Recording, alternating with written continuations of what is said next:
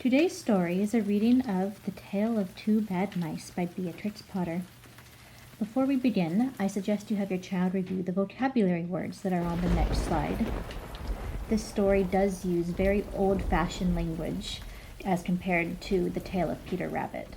So on the next slide, there is a list of words that we will find in this story as well as their definitions so that your child will not be lost with the reading. The Tale of Two Bad Mice by Beatrix Potter. Once upon a time, there was a very beautiful doll's house. It was red brick with white windows, and it had real muslin curtains, and a front door and a chimney. It belonged to two dolls called Lucinda and Jane. At least, it belonged to Lucinda, but she never ordered meals. Jane was the cook, but she never did any cooking, because the dinner had been bought ready-made in a box full of shavings. There were 2 red lobsters and a ham and a fish, a pudding, some pears and oranges. They would not come off the plates, but they were extremely beautiful. One morning, Lucinda and Jane had gone out for a drive in the doll's perambulator. That's another word for a stroller. There was no one in the nursery, and it was very quiet. Presently, there was a little scuffling, scratching noise in a corner near the fireplace, where there was a hole under the skirting board. Tom Thumb put out his head for a moment and then popped it in again. Tom Thumb was a mouse. A minute afterwards, Hunca Munca, his wife, put her head out too, and when she saw that there was no one in the nursery, she ventured out on the oilcloth under the coal box. The dollhouse stood at the other side of the fireplace. Tom Thumb and Hunca Munca went cautiously across the hearthrug. They pushed the front door. It was not fast. Tom Thumb and Hunca Munca went upstairs and peeped into the dining room. Then they squeaked with joy. Such a lovely dinner was laid out upon the table. There were tin spoons and lead knives and forks and 2 dolly chairs, all so convenient.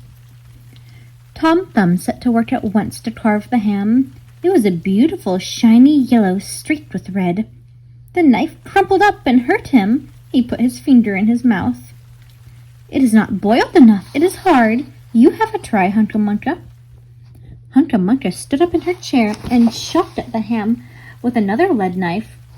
"It's as hard as the hams at the cheesemonger's," said Hunca Munca. The ham broke off the plate with a jerk and rolled under the table. Let it alone," said Tom Thumb. "Give me some fish, Hunca Munca." Hunca Munca tried every tin spoon in turn. The fish was glued to the dish. Then Tom Thumb lost his temper. He put the ham in the middle of the floor and hit it with the tongs and with the shovel. Bang, bang, smash, smash. The ham flew all into pieces, for underneath the shiny paint it was made of nothing but plaster. Then there was no end to the rage and disappointment of Tom Thumb and Hunca Munca. They broke up the pudding, the lobsters and the pears and the oranges. As the fish would not come off the plate, they put it into the red-hot, crinkly paper fire in the kitchen, but it would not burn either.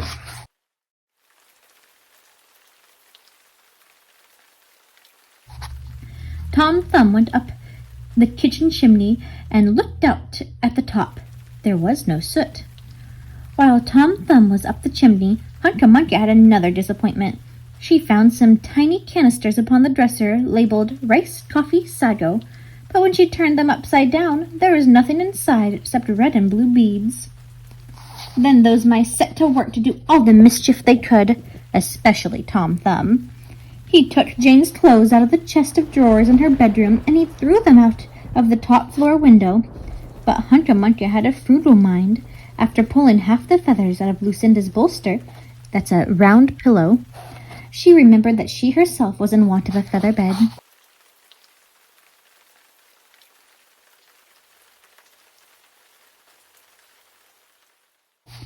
With Tom Thumb's assistance, she carried the bolster downstairs and across the hearthrug. It was difficult to squeeze the bolster into the mouse hole, but they managed it somehow. Then Hunca Munca went back and fetched a chair, a bookcase, a birdcage, and several small odds and ends. The bookcase and the birdcage refused to go into the mouse hole. Hunca Munca left them behind the coal box and went to fetch a cradle. Hunca Munca was just returning with another chair when suddenly there was a noise of talking outside upon the landing. The mice rushed back into their hole, and the dolls came into the nursery. What a sight met the eyes of Jane and Lucinda! Lucinda sat upon the upset kitchen stove and stared, and Jane leaned against the kitchen dresser and smiled, but neither of them made any remark.